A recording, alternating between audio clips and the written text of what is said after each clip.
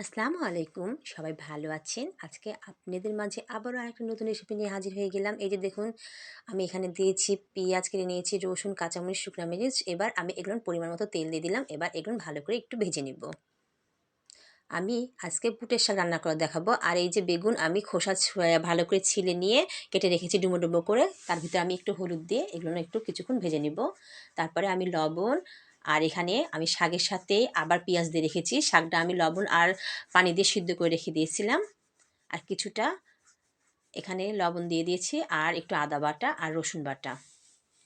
আমার বেগুনগুলো একটু ভাজা হয়ে গেছে। এবার শাকগুলো দিয়ে আমি ভালো করে নাড়াচাড়া করে ভাজা করে নেব। এই যে আমার কিছুক্ষণ হয়ে গেছে, তারপরে আমি কিছুটা চাউলের আটা দিয়ে দিলাম, দিয়ে ভালো করে রান্না করে নিলাম। এই যে আমার হয়ে গেল বুটের শাক রান্না করা। বেগুন দিয়ে বুটের শাক খেতে অনেক টেস্টি। আরে আমি সবাই খেয়ে দেখবেন। আর শীতের সময় তো এই শাক খাওয়ারই সময়। সবাই ভালো থাকবেন, সুস্থ থাকবেন, আমার জন্য সবাই দোয়া করবেন। আল্লাহ হাফেজ।